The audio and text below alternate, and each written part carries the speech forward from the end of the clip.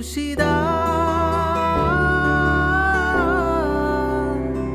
രക്ഷക വിമോചന.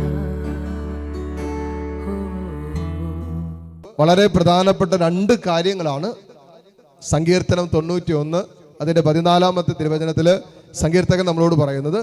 ഈ കാര്യം നമ്മളിൽ പൂർത്തീകരിക്കപ്പെട്ട് കഴിഞ്ഞാൽ കർത്താവിൻ്റെ രക്ഷയുടെ അനുഭവവും കർത്താവ് നമുക്ക് തരുന്ന സംരക്ഷണം, ദീർഘായുസ്, വിളിച്ചപേക്ഷിക്കുമ്പോൾ ഉത്തരമരുളുന്ന ഒരു അനുഭവങ്ങൾ, നമ്മൾ ആയിരിക്കുന്ന അവസ്ഥകളിൽ നിന്നൊക്കെ മോചിപ്പിക്കപ്പെടുന്ന ദൈവസാന്നിധ്യം, ഇതെല്ലാം വെളിപ്പെട്ട് കിട്ടുന്നത് 91-ന്റെ 14 നമ്മളിൽ പൂർത്തിയാകുമ്പോഴാണ്. ഇത് നമ്മൾ പലവട്ടം ഒരു ദിവസം തന്നെ 91-ാം സങ്കീർത്തനം പല കാര്യങ്ങൾക്ക് വേണ്ടി ഇറങ്ങുമ്പോൾ നമ്മൾ ചൊല്ലി ഇറങ്ങാറുണ്ട്. ഒരു പരീക്ഷയ്ക്ക് ഇറങ്ങുമ്പോൾ, ഒരു യാത്രയ്ക്ക് ഇറങ്ങുമ്പോൾ, അതല്ലാതെ തന്നെ നമ്മുടെ സന്ധ്യാപ്രാർത്ഥനയുടെ സമയത്തും അല്ലാതെയും 91-ാം സങ്കീർത്തനം നമ്മൾ നിരന്തരം ഉരുവിട്ട് പ്രാർത്ഥിക്കാനുള്ള സങ്കീർത്തനമാണ്. അതിനകത്ത് ഏറ്റവും ശക്തമായതും പ്രധാനപ്പെട്ടതുമായ വിഷയമാണ് 91-ന്റെ 14. ഇത് നമ്മൾ ശരിക്കും ആവർത്തിച്ച് പറയേണ്ട വിഷയമാണ്. അച്ഛൻ ചൊല്ലിത്തരാം. നിങ്ങൾ എന്നോട് കൂടെ ഈ സങ്കീർത്തനം 91-ന്റെ 14 നിങ്ങൾ ഏറ്റു ചൊല്ലുക. അതിനെ തുറന്ന് ചൊല്ലണേ. വീട്ടിലൊക്കെ ആണെങ്കിൽ എല്ലാവരും കേൾക്കുന്ന സ്വരത്തിൽ എല്ലാവരോടും ഒരുമിച്ചിരുന്ന് ഈ വചനഭാഗം പറയുക. അവൻ സ്നേഹത്തിൽ എന്നോട് ഒട്ടി നിൽക്കുന്നതിനാൽ ഞാൻ അവനെ രക്ഷിക്കും. അവൻ എൻ്റെ നാമം അറിയുന്നത് കൊണ്ട് ഞാൻ അവനെ സംരക്ഷിക്കും. രണ്ട് കാര്യങ്ങളാണ് വളരെ ഷാർപ്പായിട്ട് പരിശുദ്ധാത്മാവ് സംസാരിക്കുന്നത്. ഒന്ന്, കർത്താവിൻ്റെ സ്നേഹത്തിൽ ഒട്ടി നിൽക്കുക. രണ്ട്, അവൻ്റെ നാമം അറിയുക. അപ്പോ നീ രക്ഷപ്പെടും, നീ സുരക്ഷിതനായിരിക്കും. ഒന്ന്, കർത്താവിനോട് സ്നേഹത്തിൽ ഒട്ടി നിൽക്കുക. നമ്മൾ വിചാരിക്കുന്ന അത്ര എളുപ്പമല്ല. പറയുമ്പോൾ വളരെ എളുപ്പമാണ്. സ്നേഹത്തിൽ കർത്താവിനോട് ഒട്ടി നിൽക്കുക. എന്നിട്ട് നമ്മൾ പറയും നമ്മൾ സ്നേഹത്തിലാണ്, കർത്താവിനോടുള്ള സ്നേഹത്തിലാണ്, കർത്താവിനോട് ബന്ധപ്പെട്ടാണ് നിൽക്കുന്നത്, കർത്താവിനോടുള്ള ഐക്യത്തിലാണെന്നൊക്കെ നമ്മൾ പറയുമ്പോഴും സ്നേഹത്തിൽ കർത്താവിനോട് ഒട്ടി നിൽക്കുക എന്ന് പറഞ്ഞാൽ ശരിക്കും പറഞ്ഞാൽ നമ്മുടെ അപകടകരമായൊരവസ്ഥയിലാണ്. കാരണം കർത്താവിൻ്റെ സ്നേഹം അതിൻ്റെ പൂർണ്ണത പ്രാപിച്ചത് കർത്താവിൻ്റെ സഹനത്തിലാണ്. കർത്താവ് തൻ്റെ സ്നേഹം അതിൻ്റെ പൂർണ്ണതയിൽ നമുക്കായി കാണിച്ചു തന്നത്, വെളിപ്പെടുത്തി തന്നത് കാൽവരിയുടെ നെറുകയിൽ സഹനത്തിന്റെ പൂർണ്ണതയിലാണ്. അപ്പോ സ്നേഹത്തിൽ ഞാൻ യേശുവിനോട് ഒട്ടി നിൽക്കുമ്പോൾ യഥാർത്ഥത്തിൽ അവന്റെ സഹനത്തോടാണ് ഞാൻ ചേർന്നിരിക്കുന്നത്, അവന്റെ കുരിശിനോടാണ് ഞാൻ ചേർന്നിരിക്കുന്നത് എന്നുകൂടി അർത്ഥമുണ്ട്. ഇനി സ്നേഹത്തിൽ നാം കർത്താവിനോട് ചേർന്നിരിക്കുമ്പോൾ സംഭവിക്കുന്ന മറ്റൊരു കാര്യം, അപകടകരമായ കാര്യം എന്താണെന്ന് വെച്ചാൽ നമ്മൾ പിശാചിന്റെ ശത്രുവായിട്ട് മാറുകയാണ്. അത് യോഹന്നാന്റെ സുവിശേഷം 15-ാം അധ്യായം 19-ാമത്തെ തിരുവചനത്തിൽ യോഹന്നാൻ ശ്ലീഹ വളരെ മനോഹരമായിട്ട് എഴുതി വെച്ചിട്ടുണ്ട്. ആരൊക്കെ ലോകത്തിന്റെ സ്വന്തമായി ജീവിക്കുന്നുവോ അവരൊക്കെ ലോകം സ്നേഹിക്കുന്നു. എന്നാൽ നിങ്ങൾ ലോകത്തിൻ്റെതല്ലാത്തത് കൊണ്ട്, ക്രിസ്തു നിങ്ങളെ ലോകത്തിൽ നിന്നും തെരഞ്ഞെടുത്ത് അവന്റെ സ്വന്തമാക്കിയത് കൊണ്ട് ശത്രു നിന്നെ ദ്വേഷിക്കുന്നു എന്ന് പറയുന്നു, വെറുക്കുന്നു എന്നാ പറയുന്നത്. അപ്പോ സ്നേഹത്തിൽ ഞാൻ എൻ്റെ കർത്താവിനോട് ഒട്ടി നിൽക്കുമ്പോൾ ശ്രദ്ധിക്കുക, രണ്ട് കാര്യങ്ങളാണ് വളരെ പ്രധാനപ്പെട്ടത്. ഒന്ന്, അവന്റെ സഹനത്തോടാണ് ഞാൻ ഒട്ടി നിൽക്കുന്നത് എന്ന് പറഞ്ഞാൽ എൻ്റെ ജീവിതത്തിലും അവനോടുള്ള സ്നേഹത്തിന്റെ ബന്ധത്തിൽ സഹനങ്ങളിലൂടെ ഞാൻ കടന്നു പോകേണ്ടി വരും. സഹനങ്ങളുടെ പാരമ്യത്തിൽ കുരിശുമരണത്തോളമുള്ള സഹനത്തിലൂടെ എന്നെയും നിന്നെയും കർത്താവിന്റെ സ്നേഹം നടത്തിക്കൊണ്ടുപോകും. സുവിശേഷ ബന്ധിത ജീവിതം അതുപോലുള്ളൊരു സഹനത്തിലേക്ക് നമ്മളെ നടത്തും. ഒന്ന്. രണ്ട്, നാം ക്രിസ്തുവിന്റെ സ്വന്തമാകുമ്പോൾ പിശാചിന്റെ ശത്രുവാണ്.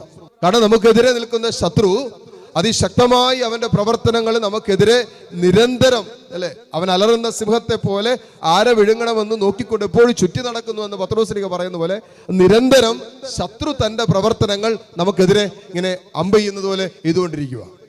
ദൈവത്തിന്റെയും പിശാചിന്റെയും സ്വഭാവത്തെ കുറിച്ച് പറയുമ്പോൾ ഇങ്ങനെയാ പറഞ്ഞിരിക്കുന്നത്: ഒരാത്മാവിനെ നേടാൻ വേണ്ടി ദൈവം ഏതറ്റം വരെ കരുണ കാണിക്കും, ഏതറ്റം വരെ പോകും. അതുകൊണ്ടാണല്ലോ സ്വപുത്രനെ കാൽവരിയുടെ നെറുകയിൽ അവസാനത്തുള്ളി രക്തവും ചിന്തി ഒരു ആത്മാവിനെ വീണ്ടെടുക്കാൻ വേണ്ടി സ്വപുത്രനെ എനിക്ക് നിനക്കുമായി വിട്ടുകൊടുത്തവനാണ് പിതാവായ ദൈവം. എന്ന് പറഞ്ഞാൽ ഒരാൾ പോലും നഷ്ടപ്പെട്ടു പോകാതിരിക്കാൻ എന്ന് പറയുന്ന പോലെ പിശാച് ഒരുവനെ നേടാൻ വേണ്ടി ഏതറ്റം വരെ പിശാചും പോകും.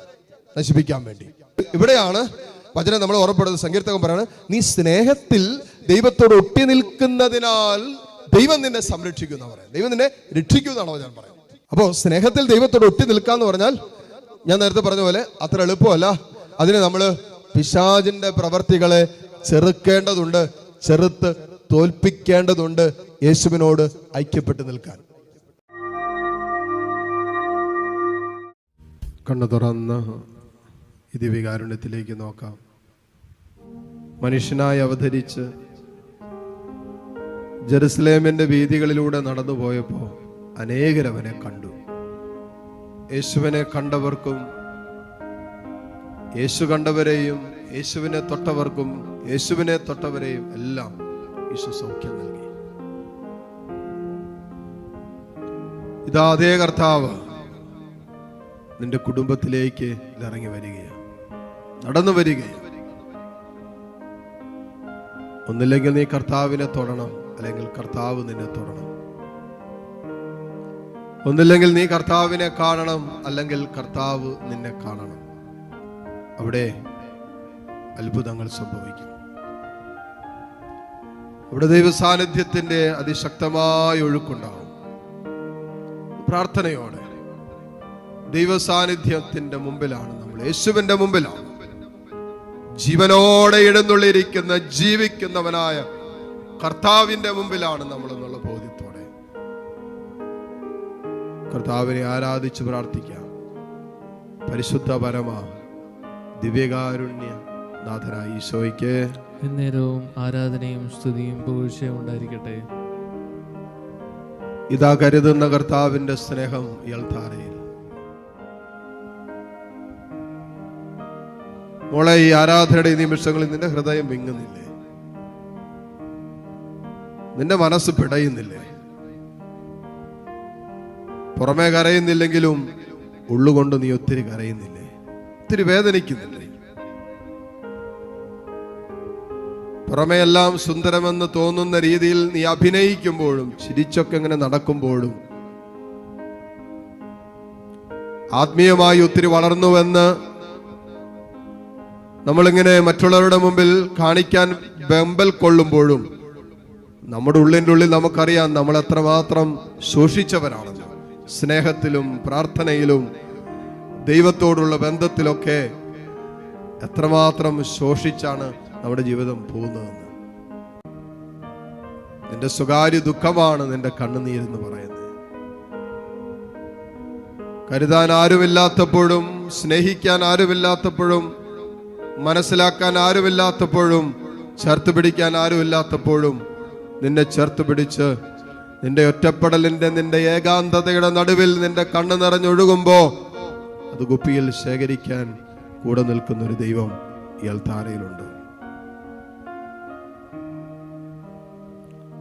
നിന്റെ രോഗങ്ങളുടെ നടുവിൽ, നിന്റെ സങ്കടങ്ങളുടെ നടുവിൽ, നിന്റെ കണ്ണുനീരിന്റെ നടുവിലൊക്കെ നിന്നെ സ്നേഹത്തോടെ ചേർത്ത് പിടിക്കുന്ന ഒരു ദൈവം ഈ അൾത്താരയിലുണ്ട്.